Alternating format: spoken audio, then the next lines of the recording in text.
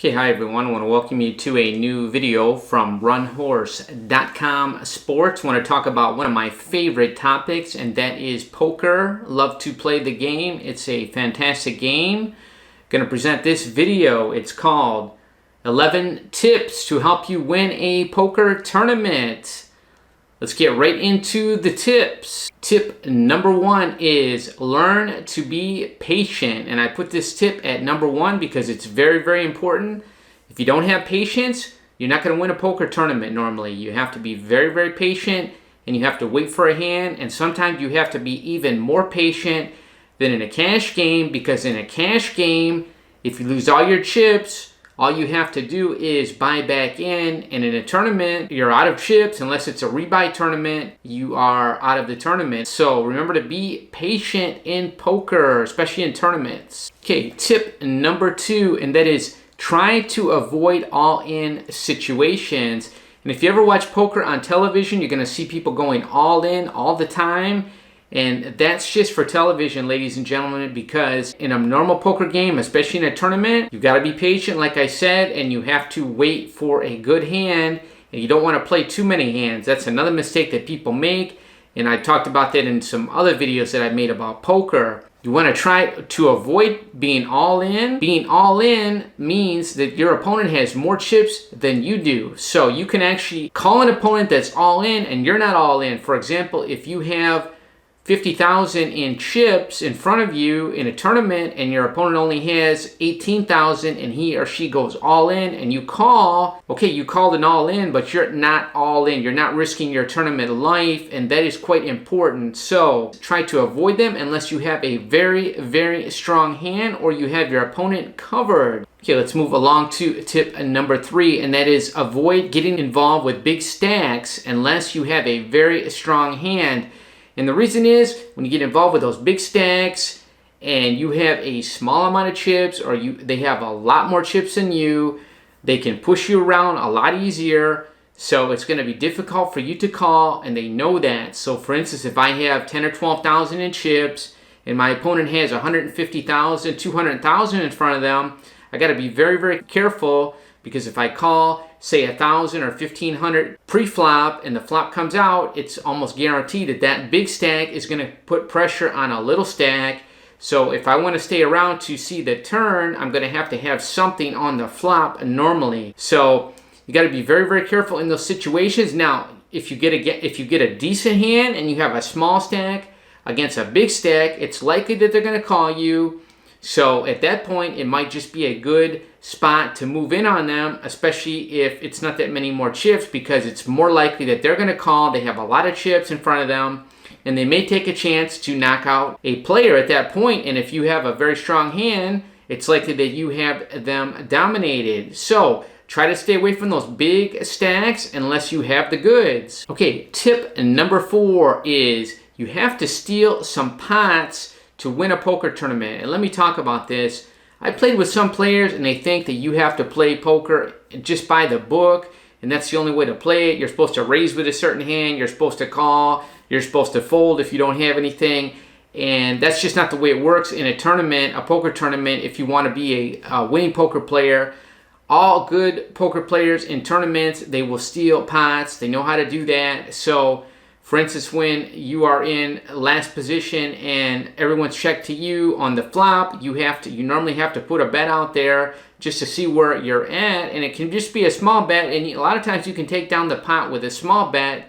So you're going to have to steal some pots to win a poker tournament, because those blinds keep going up, and you have to be gaining chips every hour to stay up with those blinds. If you're not gaining chips, then you're actually losing. It's almost like inflation, because the blinds continue to raise. You have to try to steal those blinds once in a while, because those blinds can be quite valuable, especially when they get higher in the later stages of a tournament.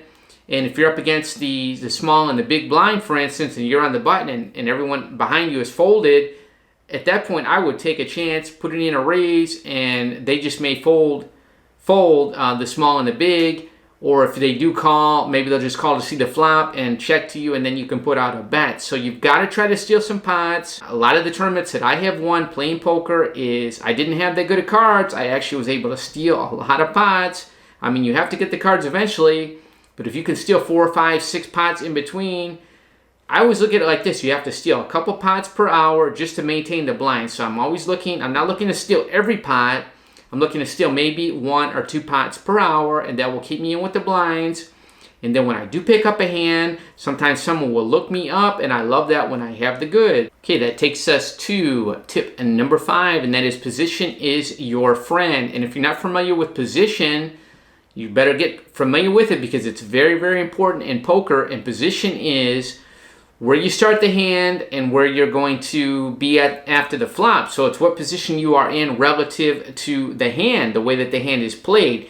So if you're in first position, that's called under the gun. That means you are the first to act in the hand. You are left of the big blind, and the action will come to you first. So you have to decide. So it's very, very important because you don't want to get involved in early position unless you have a pretty strong hand, because you have a lot of players behind you that can raise or re-raise you. So you have to have normally something, and if you just call, a lot of times there's going to be a raise. So you have to be prepared to call a raise when you come in an early position.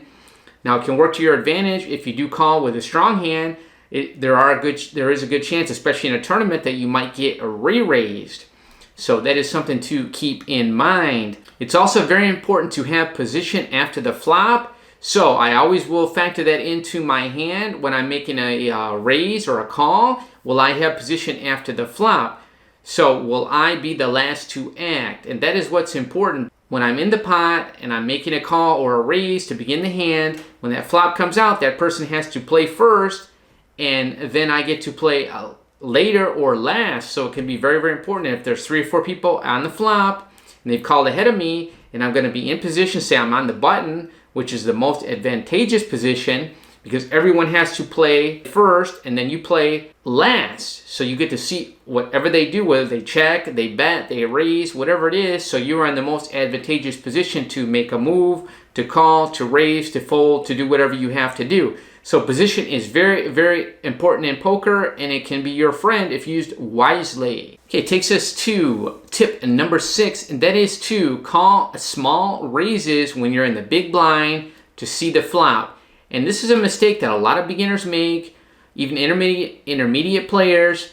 They'll be in the big blind and they'll get dealt a bad hand, a 5-7, a 4-6, a 7-9, something like that. Something that's not a good hand normally to play, but you're in the big blind and someone puts in a small raise. Say the blind is 1,000 and they double the blind to 2,000, and maybe you have 20,000 in front of you, and a lot of players will just go ahead and fold. And you're supposed to call in that position, especially if you've got a couple callers ahead of you.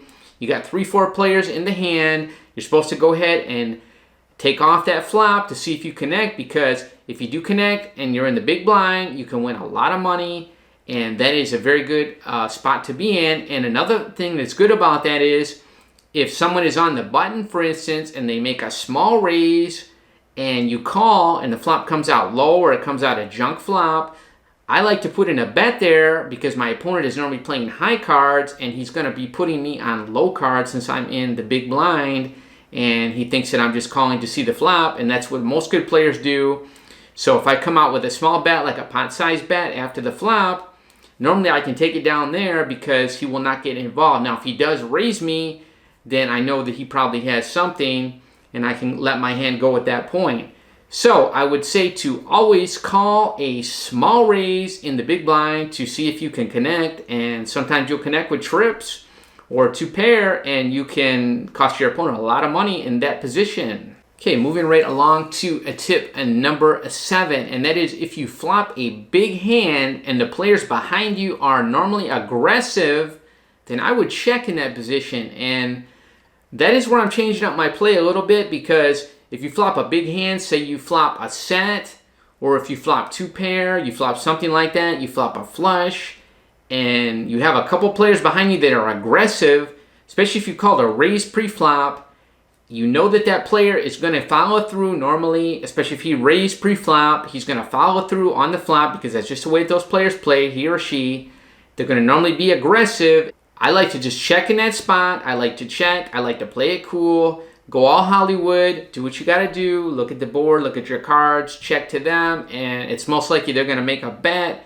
And at that point, you can put in a raise, and I would do it smoothly. I mean, don't come back just over the top of them all in instantaneously. That's going to scare off. You don't want to scare off the fish. It's just like fishing. You got the hook in the water, and you don't want to splash the water until that fish is on the hook. So that's the analogy that I would use. So if your opponent does that, say I flop a set of tens, the flop is ace 10 4, for instance. There's no flush, there's no straight out there, and I flop a set of tens, that's a great spot. I gotta hope my opponent has ace king, ace queen, something like that. Even ace 10, I mean, I would still be in a great spot. I would go ahead and check to my opponent there if he's aggressive, especially if I got a couple people ahead of me. I'm in a multi-way pot, that's even works better. Someone is probably gonna raise at that point, and if he raises, I'm gonna go ahead and I'm gonna go all Hollywood. I'm gonna check my cards a couple times, look at the flop, think about it for about 20 or 30 seconds, and then I'll put in maybe a raise, and hopefully he'll go back all in over the top of me. And a lot of times you can hook the fish that way. Okay, tip number 8 is changing gears, and you have to change gears at some point, in my experience, to win a poker tournament. Now, what is changing gears? Okay, let me explain it to you. If you play the same style all the time, you become predictable, okay? And a good player can pick up on that. I analyze players. That's what you have to do if you want to become a good player, especially a good tournament player. If you play with players, normally if I play with players for more than an hour or two, I start to pick up tendencies they have, styles that they have, the way that they raise, the way that they fold a lot, that they're in a lot of hands, whatever they're doing. I'm picking up tendencies. They're check raising.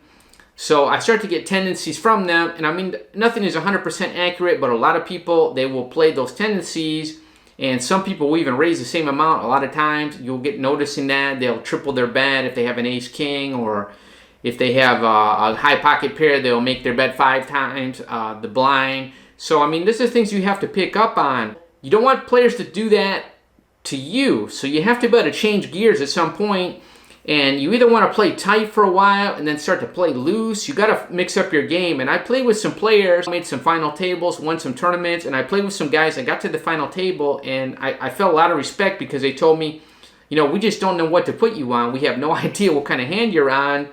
And I took that as a lot of respect because that means I was able to change gears very, very well. For a while, I played it real cool. I played all top cards for maybe an hour or two. Then for the next hour, I started to play more loose. And I started fooling my opponents because they kept thinking I was playing tight. Well, now I started to steal all kind of pots because I didn't have anything, and I could just keep raising, and they would just keep folding because they had seen my good cards before, and they bought that I had good hands. So that's when you have to switch gears. So if you played real loose early, maybe you should tighten it up at the final table, and you might get some people to call you when you have a really good hand, and vice versa. If you played really tight early on and you played with some of the same players, then maybe loosen it up like I just said, and you can steal a lot of pots, and that is really works to your advantage. So learn how to change gears and use that to your advantage. Okay, this is tip number 9, and this is a great tip. I love this. If you end up with a big stack, the small stacks will normally come to you at the end, okay? And I've never heard anybody really talk about this. I've read a lot of books on poker. I've studied poker for a long period of my life. I've played a lot of poker. I love poker. I'm a big fan of the game. And this is a very, very important tip. If you're playing tournaments, if you build a big stack, a lot of people think, oh, you have to be super aggressive. Now you have to push everybody around. There is times where you want to do that. I would say more, instead of just trying to bully everyone, which you do at points, you bully them. What I like to do is I like to poke them. And you like to poke them like you're poking somebody with a stick, okay? So you want to see what they have, and it doesn't cost you that much. So if you get a lot of those people, they'll get scared of a big stack. They don't want to get involved with you, a good player, because they know you can wipe them out. So if it gets toward the end of a tournament or even the middle of a tournament and you've got a huge advantage, chip advantage, you've got 200, 250,000 in chips, say, and most of the players have 20, 30, 40, 50 at your table, you've got between 5 and 10 times what they have in chips. So you can poke the bear a lot, and they're not going to normally get involved with you unless they have something pretty good. So a flop comes out, I can make a small bet, and a lot of times they're just going to go away. So I just kind of poke them and see if they got something. Now, if they go over the top of me, they go all in. They're risking their tournament life. I'm not risking mine. So they know they got to have something. Normally, it's not the spot where they're going to be putting in a lot of bluffs. So that's to my advantage. You got to use that to your advantage. Now, if you have a lot of chips and you get to the end, the final table normally, or the last two tables, I would say, especially the last 20 players, the blinds start to go up really fast in most of these tournaments. A lot of these blinds are 15-minute blinds, 20 minutes, half-hour blinds, something like that. Normally 20 minutes, half hour, and they start to double. So they get up really, really high at the end, and a lot of these players, they're just hanging on. They're just hanging on. They've got a couple blinds left. So you really don't have to do a lot if you're a big stack. You can just sit back, and they're going to move all in. And there's hands at the end. You're usually going to knock off 2-3 players of some of these hands, especially around the last 20 players, 15, make it to the final table, because they got no other choice. They got to go all in. If they got an ace-king, if they got a pair, they got any kind of playable hand, normally they got to go all in because the blind is just going to eat them alive. So at that point, you can kind of sit back, and if you get a decent hand, you get 2 overs, you get a pair, you just sit back and you call, and you can wipe out a lot of players in that position. So I would just be patient if I got a big, big stack and I get to the end, and I would not get too crazy aggressive until I get to the last 4 or 5 players, because I want to lock up that big money, and that's what I would recommend for you. Okay, let's move into a tip number 10, and that is to study players and to play them accordingly. And poker to me is all about studying the players. Okay, you're playing your cards, but you're playing the players, and that's the greatest thing about poker. You're not only playing your hand, you're playing the players at the table, and that's why I love live poker so much as opposed to this online poker. It's just not the same. Looking at a screen and some avatars, you just cannot tell. You're not going to get a read on the person. I mean, you're looking at body language. That's what these professionals are so good at. You got these guys like Daniel Negreanu and some players like that where they can just read your body movement, and they'll try to talk to you, try to get you to say something, try to give your hand away, basically give some kind of tell where they know what to do. And that's what they're doing, and that's why I've recommended in other videos that if you're playing a superior player, that you don't really want to say much, because it's liable you're going to give something away, because these guys have been doing this for a long time, and in fact a lot of them do it every day almost. So obviously they're going to pick up some cues here and there if you're bluffing or you're not bluffing, or you have the goods, or you look nervous. That's the thing. So this online poker, I mean, it's poker, but it's not poker to me. Poker to me is on the table. It's on the felt. You got 10 people sitting there. You can stare them down, and that is the real game. So study those players. Study their tendencies. I talked about that a little bit earlier. See what they do. And the first half hour I get into the table, I'm really studying those players, and it gives you a big advantage. And if I've played with some players before, I'm always taking mental notes. And especially if I play with some players a couple times, I try to put them in a few categories real quickly. I put them either 3 categories. They're either loosey-goosey, they're either moderate, semi-tight, where they might bluff once in a while, but they normally have the goods. And then you've got some players that are rocks, where they just play only the nuts or top hands. They don't even get involved. You won't even see them call unless they've got like an ace-king, an ace-queen. They only raise like, kings and aces and jacks, something like that, or higher jacks or better overpair. So that's the categories most people are in. So that's one category you can put them in there. You got to look at, are they bluffers? Are they not? So that goes through my head a lot of times, because if I've got a situation where I'm in like a 50-50 normally, if I'm against a rock player, somebody I've got in that rock category, then that's easy. It's a fold for me. If I'm in that semi category, then it might be a little bit difficult. I got to think it through.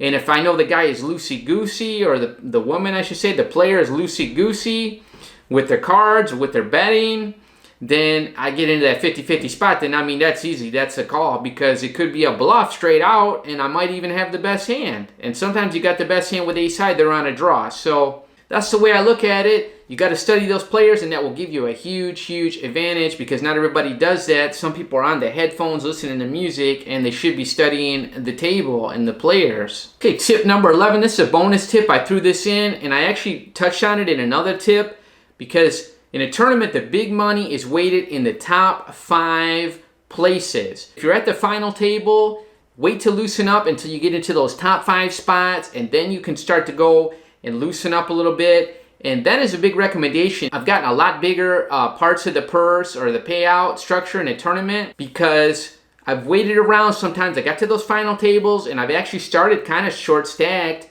And a lot of those people, they just went all in, and I would wait for a spot. I would really wait for a good hand or a decent hand, and then I would go all in, or I would let a few players get knocked out, because like I said, those final payouts start to go up. There's huge jumps between the final spots. I don't know why they do that in a tournament. They structure it like that. Like if you get to the final table, normally the first few spots are not that good, 10th, 9th, 8th, but when you start getting up to 6th, 5th, then you start getting into the good money of the tournament. So I always try to shoot for that 5th place or higher, because usually I'm getting a good payday. And that's what it's all about. You put in a lot of time and effort in a tournament. I mean, you might have put in, obviously you put in multiple hours, and you might have even put in multiple days. I've had tournaments where they took 2-3 days long. So it's always a bummer to get to that final table and to end up 10th or 9th, and just to get a small payout when you could go a little bit deeper. And I actually played it online a long time ago, and I got to a final table, and I was one of the short stacks, and I ended up getting into 3rd, and I almost got 2nd. And I mean, it was a huge jump in money. I mean, it was like about $12,000 in for 3rd, and I mean, 10th place would have been, it would have been more like 1,000 or something, 1,200. So you can see I jumped up a lot just by sitting around, and I got into about 6th place. I had that locked up, and I got pocket queens, and obviously I moved in there, and I was lucky enough to hold on, and I made my way into 3rd, and we had a mega stack, and it was just 2 other players that were close. I almost got 2nd in that one. So that's my recommendation to you. Play it kind of tight, play it too tight to the cuff until you get into those final spots, and then you start to loosen your game up. And that's the way I would play it. And I want to say, running bad early in a tournament, sometimes you will run good late. So sometimes can be a good omen. I've had that happen as well. So just be patient. Like I said, that goes back to tip number 1. If you're running bad early, sometimes you get rewarded late. Okay, so that was 11 tips to help you win a poker tournament. Hope you enjoyed this video. We'll see you in the next video. Best of luck at the poker table. Take it down.